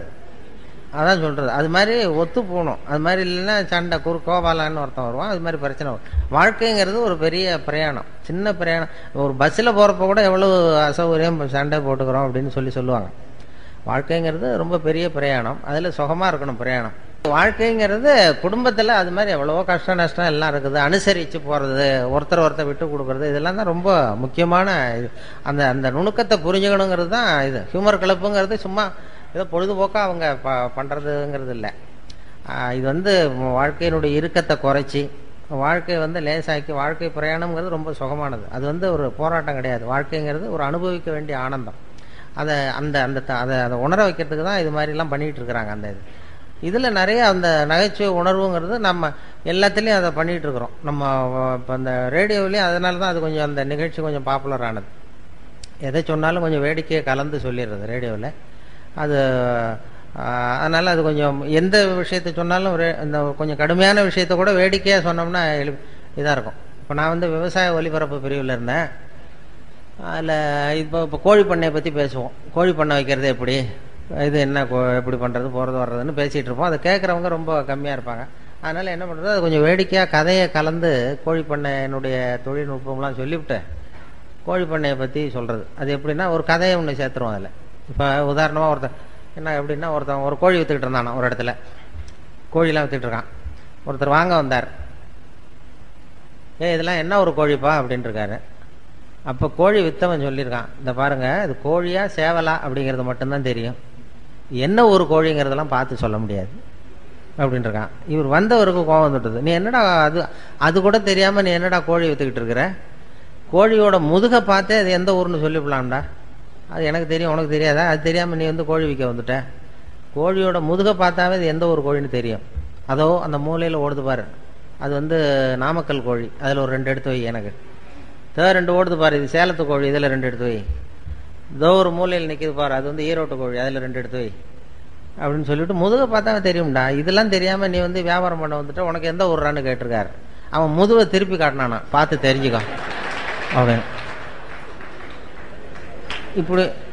இப்படி ஏதாவது ஒரு வேடிக்கையை சொல்லி கோழி பண்ணையை பற்றிய செய்திகளை சொல்கிறது. ரேடியோவில் அப்படி தான் அந்த விஷயங்களை வந்து சொல்லும் பொழுது இப்படி வேடிக்கையை கலந்து சொல்லும் பொழுது அது கொஞ்சம் நல்லா இதாக போகும். அப்படி பண்ணிகிட்டு இருக்கிறது வழக்கம். அதில் நிறைய அது மாதிரி நிறைய எல்லா செய்திகளும் சொல்லுவோம். அப்போ இப்போ நிறைய இப்போ இதை பற்றிலாம் சொன்னோம் நம்ம. அப்போ அந்த விசாரணை கமிஷன், லஞ்ச ஊழல் அப்படி இப்படின்னு பேப்பரில் வந்தது. அப்போ ஒரு கதையை சொன்னோம் ரேடியோவில். அதாவது ஒருத்தன் தமிழ்நாட்டில் ஒருத்தன் திடீர்னு ஒருத்தன் சாதாரணமாக இருந்தவன் திடீர்னு ஒரு பெரிய கோடீஸ்வரன் ஆகிட்டான். அவன் எப்படி கோடீஸ்வரன் ஆனான், அதை விசாரிக்கிறதுக்கு டெல்லியிலேருந்து 2 அதிகாரிகள் வராங்க. 2 பேர் வந்தான். இவனை பிடிச்சாங்க. டேய், நான் டெல்லியிலேருந்து வந்திருக்கேன், உன்னை விசாரிக்கிறதுக்காக வந்திருக்கேன், நீ எப்படி கோடீஸ்வரன் ஆனே, நீ சாதாரண ஆளாக இருந்த, எப்படி இவ்வளவு பணம் சேர்த்தேன் அப்படின்னு விசாரிச்சிருக்காங்க. உடனே இவன் சிரிச்சானா, இதுக்காகவா சார் மெனக்கிட்ட 2 பேர் அங்கேருந்து வந்திருக்கீங்க டெல்லியிலேருந்து, நான் வந்து பந்தயம் கட்டியே பணக்காரன் ஆகிட்டேன் சார், முறையாக தான் பணம் சேர்த்தேன், பந்தயம் கட்டினேன், ஜெயிச்சேன், பணக்காரன் ஆகிட்டேன், இதில் என்ன கஷ்டம், இதுக்கு போய் விசாரிக்கிறது அங்கேருந்து மெனக்கிட்டு வந்துருக்கீங்க அப்படின்றான். பந்தயம் கட்டி எப்படிடா இவ்வளவு பணம் சேர்க்க முடியும், நாங்கள் நம்ப முடியாதுன்றான். அப்படின்னா உங்ககிட்ட ஒரு பந்தயம் கட்டவா அப்படின்னு கேட்டிருக்காங்க. ஏங்கிட்டயா, என்ன பந்தயம் அப்படின்னு ஒருத்தன் கேட்டிருக்கான். ஒருத்தன் கேட்டால், இது வந்து என் கண்ணு தானே, இது என் கண்ணு, இது என் பல்லு, என் கண்ணை என் பல்லாலேயே கடிக்கிறேன், எவ்வளோ பந்தயம், 100 ரூபா எடுத்து வச்சான். வந்தவன் 100 ரூபாய் வச்சு இதை ப்ரூவ் பண்ணுறான்னு அப்படியே எடுத்துட்டான் கண்ணு. அது ஏற்கனவே பளிங்கு கண்ணை வச்சுருக்கான். பளிங்கு கண்ணை எடுத்து வாயில் வச்சு கடிச்சுட்டான். வந்தவன் 100 ரூபாய் விட்டுட்டு நிற்கிறான். ஆஹா, இது ஏமாந்துட்டோம் அப்படின்ட்டு. இப்படி தான் சார் நான் பணம் சேர்த்தேன், இதை போய் உங்கள் டெல்லியில் சொல்லுங்கள் சார், இதுக்கு போய் மெனக்கிட்ட விசாரிக்க வந்துட்டீங்கன்ட்டான். இது கூட இருந்தவனுக்கு கோவம் வந்துட்டு, என்னடா இவன்ட்ட வந்து இப்படி ஏமாந்து போயிட்டோம் அப்படின்னு சொல்லி, நீ விளையாட உனக்கு விசாரிக்க தெரியல அவனை அப்படின்னு போய்ட்டு 2வது ஆள் வந்தான். டே, ஒழுங்காக சொல்லு, நீ எப்படி பணம் சேர்த்த, மரியாதையாக சொல்லு அப்படின்றான். சார், அவரை விட நீங்கள் கொஞ்சம் புத்திசாலியாக தெரியுது, நான் பந்தயம் கட்டி தான் சார் பணம் சேர்த்தேன், நீங்களாவது நம்புங்க சார். நான் நம்ப முடியாது அப்படின்னு. அப்போ உங்ககிட்ட இன்னொரு பந்தயம் கட்டவான்றான். அதெல்லாம் முடியாதான், ஏமாத்திவிட்டியா அப்படி அவனை அப்படின்னா, இல்லை சார், அவர் ஏமாந்தது இது பளிங்கு கண்ணு, அதனால் ஏமாந்துட்டார், உங்ககிட்ட பணம் கட்டுறது நெஜங்கண்ணுலேயே கட்டுறேன், இது வந்து நெஜங்கண்ணு, பளிங்கு கண்ணு கிடையாது, இந்த கண்ணை பல்லால் கடிக்க முடியுன்றான். அவன் ஒரு 100 ரூபாய் எடுத்து வச்சானா, வச்சது அப்படியே பல் செட்டை கட்டினான் தனியாக, கேட்டு கடிச்சுட்டான். அவனும் 100 ரூபாய் விட்டான், எடுத்து வச்சுக்கிட்டு, இப்படி தான் சார் நான் பணம் சேர்த்தேன், இதுக்காக டெல்லியிலேருந்து மெனக்கிட்டு வந்துருக்கீங்க, போய் சொல்லுங்கள் சார் அப்படின்னு தான். அவன் கிடுகிடுன்னு, டே வந்துடுறான், இனிமேல் அவன்கிட்ட பேச்சு கொடுக்காத, மேற்கொண்டு பேசினா மறுபடியும் ஒரு பந்தயம் கட்டுவான், திரும்பி நம்ம டெல்லிக்கு போகிறதுக்கு பணம் சரியாக இருக்கா பாரு அப்படின்னா, ரயில் டிக்கெட்டுக்கு சரியாக இருக்கடான்றான். அப்போ மேற்கொண்டு அவன்கிட்ட பேசாத, இப்படியே ஓடி போடுவோம், போய் நம்ம அதிகாரிகிட்ட சொல்லிடுவோம் அப்படின்ட்டு, ரொம்ப தேங்க்ஸ் சார் அப்படின்னா, இருங்க சார், இருந்து சாப்பிட்டு போகலாங்கிறான். அதெல்லாம் ஒன்றும் வேண்டாப்பா, நீ இப்போ சாப்பிட்ற அப்புறம் பந்தயம் கட்டுவா, அவ்வளோ வேண்டான்னு சொல்லி ஒரே வேகம் ஓடி போய் இப்போ ரயில் ஏறி டெல்லிக்கு போயிட்டானுவோம். டெல்லிக்கு போய் அந்த ஜூனியர் அதிகாரிகள் 2 பேரும், இந்தியாவுக்கே தலைமை அதிகாரி, அவர்கிட்ட போய் சொல்லிட்டான், சார் தமிழ்நாட்டுக்கு போனேன், அந்த ஆளை பார்த்தேன், விசாரித்தேன், அது ஒன்றும் சரியாக வரல சார், பந்தயம் கட்டியே பணம் சேர்த்தேன்னு சாதிக்கிறான், எங்ககிட்ட ஒரு 200 ரூபாய் வாங்கிட்டு விட்டான் சார் அப்படின்னா தான் அவருக்கு கோவம் வந்துட்டுது. நீ போய் அவனுக்கு 200 ரூபா கொடுக்கறதுக்காக இங்கேருந்து போனீங்க, உங்களுக்கு அனுபவமே 10ல் ஒருத்தர் எப்படி விசாரிக்கிறதுன்னு, எத்தனை பேர் இருக்கீங்க நம்ம இந்தியா பூரா விசாரிக்கிறதுக்கு, அவங்களெல்லாம் ஒரு ஹாலில் கொண்டாந்து உட்கார வை, நான் வந்து கிளாஸ் எடுக்கணும், உங்களுக்கு எப்படி விசாரிக்கிறதுனே உங்களுக்கு தெரியல அப்படின்ட்டுருக்காரு பெரியவர். அவர் இந்தியாவுக்கே தலைமை அதிகாரி, எனக்கு அனுபவம் ஜாஸ்தி அப்படின்னு. சரி, இன்னும் 30 பேர் இருக்கோம் சார் அப்படின்னா 30 பேரையும் ஒரு ஹாலில் உட்கார வச்சு அந்த பெரியவர் வந்து உட்காந்துருக்காரு. ஒரு ஆள் தமிழ்நாட்டுக்கு போய் அந்த ஆளையும் கூப்பிட்டுட்டு வாங்க, வர்ற வரைக்கும் அவன்கிட்ட பேச்சு கொடுக்காதீங்க, யாரும் பந்தயம் கட்டுவான், பேசாமல் கொண்டு வா அவனும் வந்து ஒரு ஆள் பிடிச்சி எடுத்துகிட்டு போட்டான் அவனை. மேடையில் அவர் நிற்கிறார் பெரியவர், பக்கத்தில் அவன் நிற்கிறான், எதிரில் அந்த ஜூனியர் அதிகாரிகள் 30 பேர். அவங்களுக்கு முன்னாடி இவர் விசாரிக்கிறார், ஏன்பா எப்படி பணம் சேர்த்த என்கிட்ட சொல்லு, நான் இந்தியாவுக்கே தலைமை அதிகாரி, எனக்கு வந்து அதிகாரங்கள் ஜாஸ்தி, எனக்கு அனுபவமும் ஜாஸ்தி, என்கிட்ட உண்மையை சொன்னீங்கன்னா உன்னை வந்து அப்ரூவர் ஆக்கிடுவேன், தண்டனையே இல்லாமல் பண்ணிடுவேன், இல்லை தண்டனையை குறைச்சி கூட கொடுக்கலாம், அதனால் எனக்கு அதிகாரம் இருக்குது, என்கிட்ட உண்மையை சொல்லு, நீ எப்படி பணம் சேர்த்த அப்படின்னு கேட்டார். அப்போ அவன் சொன்னானா, சார் நீங்கள் எல்லாத்துக்கும் எல்லாரை விட அனுபவம் ஜாஸ்தியாக இருக்குது, அதனால் நீங்களாவது நம்புங்க சார், நான் பந்தயம் கட்டி தான் பணம் சேர்த்தேங்கிறாங்க. நம்ப முடியாதான்ட்டு இருக்காரு. அப்போ உங்ககிட்ட ஒரு பந்தயம் கட்டவா அப்படின்றான் அங்கே தலைமை அதிகாரி. என்னடா என்னட்ட அதெல்லாம் வேண்டாம்டா, எங்கள் ஆளை ஏமாற்றிப்பிட்டியா அப்படின்ட்டுருக்காரு. வேண்டாம் சார், உங்கள் ஆளை ஏமாத்தினது வேற, அது வந்து என் உடம்பை பற்றின ரகசியம், என் கண்ணு பளிங்கு கண்ணுங்கிறது அவருக்கு தெரியாது, ஏமாந்துட்டார். என் பல்லு வந்து பல் செட்டு கட்டியிருக்கேங்கிறது அவருக்கு தெரியாது, அதனால் ஏமாந்தார். இப்போ நான் உங்ககிட்ட பந்தயம் கட்டுறது உங்கள் உடம்பை பற்றின ரகசியம், என் உடம்பை பற்றி வேண்டாம் அப்படின்னா. என் உடம்புல என்னடா ரகசியம்னு இருக்கார் அவர். ஒன்றும் இல்லை சார், இப்போ முதுகில் உங்கள் முதுகில் இடுப்புக்கிட்ட 1 ரூபா அகலத்துக்கு கருப்பாக ஒரு மச்சம் இருக்குது, உண்டா இல்லையா அப்படின்றான். இல்லைன்னு தெரியும் அவருக்கு. இல்லைடா அப்படின்ட்டுருக்காரு. நேற்று வரைக்கும் இல்லை சார், இந்த வினாடி இருக்குது, இந்த நிமிஷம் இருக்குது, மச்சம் இருக்குது அப்படின்னா. இதை நீ நிரூபித்து காட்டுறான்னு 100 ரூபா எடுத்து வச்சார் இந்த பெரிய. இவனும் 100 ரூபா வச்சான். சட்டையை கட்டி காட்டினார், மச்சம் இல்லை, ஏமாந்துட்டான், இவன் ஏமாந்து போயிட்டான். உடனே அந்த பெரியவர் 200 ரூபா எடுத்து வச்சுக்கிட்டு, தோழர்களே இப்படி தான் விசாரிக்கணும், என்ன இருந்தாலும் எனக்கு அனுபவம் ஜாஸ்தி, இப்போ என்கிட்ட தோற்று போட்டான் பாருங்க இவன் அப்படின்னு சொல்லிட்டு இருக்காரு. அப்போ இவன் சொன்னானா, சார் நிஜமாகவே இந்த பந்தயத்தில் நீங்கள் ஜெயிச்சுட்டீங்க, இந்த பந்தயத்தில் உங்களுக்கு வந்து 200 ரூபா லாபம் ஒத்துக்கிறேன், ஆனால் இதே பந்தயத்தில் எனக்கு 2900 ரூபா லாபம்ன்றான். என்னடா பண்ண அப்படின்ட்டுருக்காரு. உங்களுக்கு தெரியாமல் இந்த 30 பேர்கிட்டையும் தனித்தனியாக ஒரு பந்தயம் கட்டியிருக்கேன். என்ன பந்தயம்டா கட்டினேன்னு கேட்டிருக்காரு. அது ஒன்றும் இல்லை சார், உங்கள் எல்லாரும் முன்னாடியும் உங்கள் மேலதிகாரியை சட்டையை கேட்ட வைக்கிறேன் அதுக்கு பண்ண. அவன் கூட்டம் வந்துட்டேன் சார் அப்படின்னு தான் அவர் அசந்து போயிட்டார். உடனே சாரை கொண்டு போய் பக்கத்தில் ஒரு ரூமில் உட்கார வைங்க, இனிமேல் அவர்கிட்ட யாரும் பேசாதீங்க அப்படின்னு சொல்லிவிட்டு, அப்புறம் வந்து தோழர்களே இனிமேல் யாரும் தமிழ்நாட்டு பக்கம் விசாரிக்க போகாதீங்க, நீங்கள் போகிறதுனா மத்திய பிரதேசம் உத்தரப்பிரதேசம் இப்படி ஏதாவது ஒரு பிரதேசத்துக்கு போங்க, தமிழ்நாட்டுக்கு போய் விசாரிக்க போனால் விசாரிக்க போனவனும் பணத்தை கொடுத்துட்டு வர வேண்டியிருக்கு அப்படின்னு சொன்னார்னு சொல்லி சொன்னோம். இது பத்திரிகையில் வந்த சில முக்கியமான செய்திகளை வச்சுக்கிட்டு வேடிக்கையை கலந்து ரேடியோவில் சொன்ன ஒரு செய்தி. ரொம்ப சீரியஸாக அமலாக்க பிரிவுலாம் வந்து போய்கிட்டு இருந்த நேரத்தில் கடுமையான விஷயத்தை அந்த நகைச்சுவையை கலந்து வேடிக்கையாக சொல்லும் பொழுது அது ரொம்ப சுலபமாக ரீச் ஆகிட்டுது. அதை யாரும் அப்படியே செய்தி அப்படியே ஒளிபரப்புறதுக்கு தடையாக இருக்கும். அது பெரிய சிக்கல்லாம், சட்ட சிக்கல்லாம் வரும். இந்த நகைச்சுவையை கலந்து கதையாக சொன்னதும் இதில் யாரும் சட்ட பிரச்சனையை உண்டு பண்ண முடியல. அதுதான் அந்த சிரிப்புக்கு நகைச்சுவைக்கு உள்ள மரியாதை. அது எவ்வளோ பெரிய கடுமையான விஷயமா இருந்தாலும் இப்படி வேடிக்கையாக கலந்து லேசாக சொல்லிவிடலாம். அப்படி ஒரு வேல்யூ உண்டு அதுக்கு. அதனால தான் அது மாதிரி அந்த நகைச்சுவை உணர்வை வளர்க்கணுங்கிறது தான் நகைச்சுவை மன்றத்தினுடைய நோக்கம்ங்கிறது. அதனால் இப்போ இது எப்படி முடிக்கிறதுன்னு பார்த்தேன். அதுக்கு இன்னும் அறிகுறி இது வரைக்கும் தெரியலையே அப்படின்னு பார்த்தேன். இப்போ தான் 2-3 பேர் கொட்டாய் விட ஆரம்பிச்சிருக்கீங்க. அதனால் முடிக்க வர்றது நல்லதுங்கிறது ஒரு அறிகுறி. ஏன்னா அது சொல்லுவாங்க, அந்த சகிப்புத்தன்மைக்கு ஒரு எல்லை உண்டு இல்லையா. சகிப்புத்தன்மைன்னு ஒன்று இருக்குது. சர்வதேச சகிப்புத்தன்மை ஆண்டுன்னு ஒன்று கொண்டாடினாங்க. சகிப்புத்தன்மை, அதுக்கு ஒரு கதை சொல்கிறது உண்டு. ஒரு டாக்டர் இது மாதிரி இருந்தால், டாக்டருக்கு ரூமுக்கு வெளியில் வரிசையாக பெஞ்சு போட்டிருந்தான். 40 பேர் உட்காந்துருக்கான் டாக்டரை பார்க்கறதுக்கு. 40 பேர் சட்டையை கட்டி சுருட்டி வச்சுருக்கான் பக்கத்தில், மேல் சட்டையை. 40 பேர் வாயிலே 40 தெர்மாமீட்டர் இருக்குது. தெர்மாமீட்டரை வாயில் வச்சுட்டு அப்படியே உட்காந்துருக்கான் எல்லாரும், 40 பேரும் யூனிஃபார்மாக. அப்போ ஒருத்தன் விரல் ஆணி அடிச்சிருக்கான், இதில் காலண்டர் மாட்டுறதுக்கு விரலில் சுத்தியல் பட்டு போச்சு, நசுக்கி போச்சு. உடனே வந்து, சிஸ்டர் இந்த விரலில் ஏதாவது மருந்து வைங்கன்றிருக்கான். மருந்து அது நீ சட்டை கேட்டு அப்படின்ட்டுருக்க அந்த அம்மா. இல்லை இது விரல் தானேன்ருக்கான். இல்லை எல்லாரையும் பாரு. எல்லாம் சட்டையை கட்டிட்டு உட்காந்துருக்கு. சரி உட்கார் அப்படின்னு சட்டையை கேட்டினா. உட்காந்தான். வாயை அப்படின்னு திறந்தது தெர்மாமீட்டர் வச்சுட்டு ஓடி போச்சு. இவன் விரலை பார்த்துக்கிட்டே தெர்மாமீட்டர் வாயில் வச்சுட்டு யோசிக்கிறான், இது எதுக்கு தெர்மாமீட்டர் வச்சு பார்க்குறாங்க. சரி இது எல்லாரும் அவனுக்கும் விரல் நசுங்கியிருக்கான்னு பார்க்குறான். எட்டி பார்த்தா அவன் விரல்லாம் நல்லா இருக்கு. சரி எப்படிறான்னு கேட்கலாம்னு பார்த்தா வாயை திறக்க முடியல அவனுக்கு.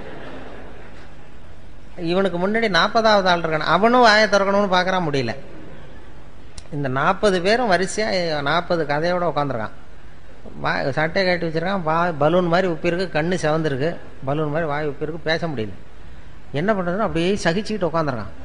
ஒரு 15 நிமிஷம் கழித்து அந்த நர்ஸு ஓடி வந்தது. நர்ஸு ஓடி வந்து எல்லா தெர்மாமீட்டரும் எடுத்துக்கிட்டு அவங்கவுங்க பேர் எல்லாத்தையும் குறிச்சிக்கிட்டு அப்படியே போய் அப்புறம் போய் டாக்டர் ரூமுக்கு ஓடி போச்சு. அதுக்கப்புறம் இவன் ஆரம்பித்தான், இந்த 41வது ஆள். உலகம் ரொம்ப கெட்டு போச்சுப்பா, எதுக்கு தெர்மாமீட்டர் வச்சு பார்க்குறதுன்னு ஒரு விவசாயம் இல்லாமல் போச்சு. விரலை நசுக்கிட்டு வந்திருக்கிறேன், இதுக்கெல்லாம் தெர்மாமீட்டர் வச்சு பார்க்குறாங்க, ரொம்ப அக்கிரமம், அநியாயம், இதுக்கெல்லாமா சட்டையை கேட்டு சொல்கிறேன், நான் விட போகிறதில்ல, இது உண்டு இல்லைன்னு பார்க்க போகிறேன்னு கத்துறான். அப்போ இந்த 40வது ஆள் சொன்னான் பொறுமையாக, இந்த பாருப்பா, இது சர்வதேச சகிப்புத்தன்மை ஆண்டு, சகிப்புத்தன்மையை இந்த இடத்துல தான் நீ கற்றுக்கணும். இது மாதிரிலாம் ஒரு அசட்டுத்தனமாக இது மாதிரிலாம் துள்ளாத, கொஞ்ச நேரம் மரியாதையாக வாழை சுட்டிட்டு உட்கார், இப்படிலாம் கத்தாத அப்படின்றான் இந்த 40வது ஆள். அப்படி சொன்னதும் இவனுக்கு இன்னும் கோவம் வந்துட்டுது. நீ எனக்கு இவ்வளவு புத்தி சொல்றியடா, நீ எதுக்கடா வந்தேன்னு கேட்டிருக்கான். நான் தபால் கொடுக்க வந்தவையா,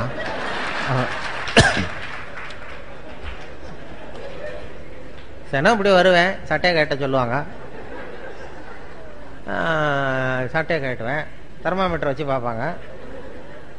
அதுக்கப்புறம் நான் பாட்டுக்கு டெம்பரேச்சர் குறித்ததும் மறுபடியும் சட்டையை போட்டுக்கிட்டு நான் பாட்டுக்கு தவாலை கொடுத்துட்டு நான் பாட்டுக்கு போகிறேன். இப்போ என்ன கெட்டு போச்சு இதில்? அதனால் எல்லோரும் நல்லா சகிப்புத்தன்மையை வளர்த்துங்கப்பா அப்படின்னு சொன்னாராம். அது மாதிரி சகிப்புத்தன்மையை வளர்த்துக்கிறதுக்கும் இது மாதிரி கூட்டங்களில் நீங்கள் பயன்படுத்தணும். அது மாதிரி ஒரு நல்ல ஒரு எவ்வளோ நேரம் பேசினாலும் இப்படி பொறுமையாக உட்காந்துருக்கிறதுங்கிறதே ஒரு பெரிய சகிப்புத்தன்மை தானே. அதனால் அது ஒரு பெரிய விஷயம். ஏன்னா பேசுறது பேச்சுங்கிறது பெருசு தான், ஆனால் மௌனம் அதை விட பெருசும்பாங்க. பேசுறது இந்த பேச்சாளர்களுக்கு அது ஒரு பெரிய இது வந்துடும். அப்படி வந்த ஏன்னா சில பேர் ஆரம்பிக்கும் போது தெரியும், முடிக்க நேரம் போகிறது பேசுகிறவங்களுக்கு தெரியாது, உட்காந்துருக்கிறவங்களுக்கு தான் தெரியும். உங்கள் முகத்துலேருந்து தான் கண்டுபிடிக்கணும். அதை கண்டுபிடிச்சி அப்படி பண்ணுறது வழக்கம். ஏன்னா சுருக்கமாக இப்போ எதையும் பேசுகிறவங்க எழுதுகிறவங்க தேவைக்கு அதிகமாக வளர்த்தாதீங்க அப்படின்னு பேராசிரியர் கல்கி சொல்லுவார். அதாவது ரேடியோ ஸ்டேஷன் ஆரம்பித்த காலத்தில் அவர் வந்து பேசியிருக்கார், கல்கி வந்து பேசியிருக்கார் ரேடியோவில். அது இன்னும் பதிவு பண்ணி வச்சுருக்காங்க சென்னையில். அதில் அவர் சொல்கிறார், தேவைக்கு அதிகமாக எதையும் வளர்த்தாதீங்க எழுதுகிறவங்க பேசுகிறவங்க அப்படிங்கிறதுக்கு ஒரு உதாரணம் ஒன்று சொல்கிறார். என்ன உதாரணம் கல்கி சொல்கிறாருன்னா, ஒரு உதாரணம், ஒரு நாள் காஞ்சிபுரம் உபய வேதாந்த தேசிக சுவாமிகள் தன் வீட்டு வேலைக்காரன் குப்பனை கூப்பிட்டு, அடை குப்பா, நீ உடனே ஸ்ரீபெரும்புதூர் ஓடிப்போய் திருவேங்கடாச்சாரியை சந்தித்து திருக்குடந்தையிலே இருந்து இங்கே வந்திருக்கிற திருநாராயண ஐயங்கார் சுவாமிகள் திருக்கோவில் ஆராதனைக்கு திருத்துழாய் எடுத்து திரும்புகையில் திருக்குளத்தில் திருப்பாசி வழுக்கவே திருவடி தவறி விழுந்தார் என்று சொல்லிவிட்டு வா அப்படின்னு எழுதினாராம். சொல்லிவிட்டு என்ன சொல்லிடுவியா அப்படின்னா, சொல்லிடுறேன் சாமின்னு இருக்கான் குப்பை. என்ன சொல்லுவ அவர்கிட்ட, என்கிட்ட ஒரு தடவை சொல்லி காட்டு அப்படின்னாரு. என்ன சார், கும்மோன் தாசாமி குட்டையில் விழுந்தான்னு சொல்லணும், அவ்வளோதானே.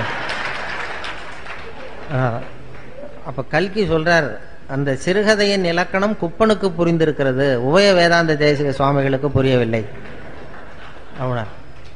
அதனால் அந்த இலக்கணம் வந்து பேசுகிறவங்களுக்கும் தெரியணும், எழுதுகிறவங்களுக்கும் தெரியணும். தேவைக்கு அதிகமாக வளர்த்தாதீங்கோ அப்படிங்கிறது அவர் சொல்லியிருக்கிற அறிவுரை. இல்லைன்னா உங்களுக்கு தான் கோபம் வரும் எல்லாம் பண்ணுறது. ஏன்னா நான் ஒரு அடையாளம் வச்சுருக்கேன், எங்கெங்கே எப்படி எப்போ முடிச்சுக்கிறதுங்கிறத. என்னை வந்து சென்னையில் இந்த எல்கேஜி யூகேஜி பிள்ளைங்கள்ட்ட கூப்பிட்டு போய் பேச விடுவாங்க. யூகேஜி எல்கேஜி பிள்ளைங்க அங்கே போய் காக்கா கதை நரி கதை ஏதாவது சொல்லிகிட்டு இருப்பேன். அப்போ அவங்க பொறுமை இழக்கிறது எப்போன்னு எப்படி கண்டுபிடிப்பேன்னா, அடையாளம் அந்த வரிசையில் இருக்கிறவன் தரையை கீறுவான் லேசா அப்படி, இல்லைன்னா பக்கத்தில் இருக்கிறவன ஒரு குத்து குத்துவான், ஒரு பென்சிலால் குத்துவான். அதாவது அவன் பொறுமை இழக்கிறான்னு அர்த்தம். அதாவது போதும் நிறுத்திக்கோன்னு நமக்கு சிக்னல் இது. இல்லைன்னா அம்மா ஞாபகம் வந்துட்டுது, அல்லது பிள்ளைக்கு பசி வந்துட்டுது, அல்லது அம்மா ஞாபகம். அதனால குழந்தைகளுக்கு அதுக்கு மேலே வளர்த்துறது, அதை வச்சு முடிச்சுக்குவேன். அது ஒரு அழகான அடையாளம். அது அந்த குழந்தைகள்கிட்ட பேசும்பொழுது, இப்போ ஸ்கூலில் பேசும்பொழுது ஹைஸ்கூல்லாம் கொட்டாய் விடுவாங்க, ஒரு 10 பேர் வாயை திறக்கிற வரைக்கும் பார்க்கறது முடிச்சுடுறது. காலேஜ்னா விசில் அடிப்பாங்க, அந்த கடைசியிலேருந்து விசில் வரும், தான் முடிச்சுக்கோ இதுதான் மரியாதை அப்படின்னு அர்த்தம். அதுக்கு நான் ஏதோ அவங்க ரொம்ப பிரியமாக கேட்குறாங்க போல் இருக்குன்னு பேசிகிட்டு இருக்கிறது. பேசி முடிச்சுட்டு இறங்கி போய் அந்த ஒரு பழைய கலெக்டருக்கு பக்கத்தில் உட்காருவேன். அவர் மெதுவாக தலையை மட்டும் திருப்புவார், திருப்பி முடிச்சுட்டிங்க போல் இருக்கு அப்படிவார். எப்படி சார் கண்டுபிடிச்சிங்க அப்படின்னா, தான் இறங்கி வந்தீங்கல்ல கீழே அப்படிவார். அப்புறம் நானே அவங்கள கேட்டேன், ஏன் சார் உங்களுக்கு தான் புரியல, அப்புறம் எதுக்கு என்னை திருப்பி திருப்பி கூப்பிடுறீங்க? அவ்வளோ இல்லை, கொஞ்சம் கொஞ்சமாக புரிஞ்சுக்கலாம் இல்லையா. அப்படி தான் ஒரு துறையை என்னை கூப்பிட்றது அப்படி தான் போல இருக்கு. ஏதோ 4 தடவை 5 தடவை அவர் பாட்டு கூப்பிட்டு இந்த ஏதாவது பட்டத்தை கொடுத்து எதையாவது கொடுத்து இதான் உனக்கு இந்த தடவை அப்படின்னு சொல்லி அனுப்பிச்சிடுறாரு. அப்படி பண்ணுறது. ஏன்னா இது மாதிரி பேசிக்கிட்டு இருக்கிறப்பயே ஒரு கூட்டத்தில் முதல் வரிசையில் இருந்தவர் என்னத்தையோ சிப் பேக் என்னத்தையோ எடுத்தா ரிவால்வர். பேசுகிறவர் அப்படியே நிறுத்திவிட்டார். ஏன் சார் போதும்னா நிறுத்திட்டு போகிறேன், இதுக்கே துப்பாக்கிலாம் காட்டி பயமுறுத்துறீங்கன்னு இருக்கார். இப்போ அவர் சொன்னார், எழுந்திரிச்சு, ஐயோ துப்பாக்கியை காட்டு பயப்படாதீங்க சார், துப்பாக்கியை பார்த்துட்டு நீங்கள் எவ்வளோ நேரம் வேணாலும் பேசுங்க சார், இது வந்து உங்களை சுடுறதுக்கு இல்லை, உங்களை இங்கே அழைச்சி வந்தவரை சுடுறதுக்கு அப்படின்னா. அப்படி பார்த்தா என்னை அழைச்சிட்டு வந்தவர் அவர் துரை தான். துரை வந்து ரொம்ப சௌக்கியமாக இருந்தால் தான் ரொம்ப காலத்துக்கு இந்த நகைச்சுவை மன்றம் நடக்கும். அதனால் அவருடைய சௌக்கியமும் முக்கியம். அந்த தலைவர் இவர் இருக்கார் ராஜவேலு, அவங்கெல்லாம் ரொம்ப காலத்துக்கு சௌக்கியமாக இருந்தால் தான் இந்த நகைச்சுவை இதெல்லாம் நடக்குங்கிறதுனால, அதனால் இயல்புத்தன்மை மாறாமல் வாழ கற்றுக்கொள்ளுங்கிறது தான் இவங்களுடைய மெசேஜ். நம்முடைய இயல்புத்தன்மையிலேருந்து மாறாத வாழ்க்கையை லேசாக எடுத்துக்கிட்டு போகும். இப்போ நான் வந்து உங்களுக்கு பெரிய உபதேசம்லாம் பண்ணுறதுக்காக வரல, அந்த தகுதியும் கிடையாது. அந்த இயல்புத்தன்மை மாறாமல், ஒரு மனுஷனுக்கு 200 தடவை குழந்தை இயல்பு சிரிக்கிற தன்மை இருக்குன்னு சொன்னேன் இல்லையா, அந்த இயல்புத்தன்மை உங்கள்கிட்ட இருக்கான்னு ஒரு மணி நேரமாக சோதனை பண்ணி பார்த்தோம். அது சரியாக இருக்குது, எல்லாருக்கும் சரியாக இருக்குது. அதனால் உங்களுக்கு எந்த குறையும் வராது, நீங்கள் சௌக்கியமாக இருப்பீங்க. உங்கள் எல்லாருக்கும் ரொம்ப நன்றி, வணக்கம்.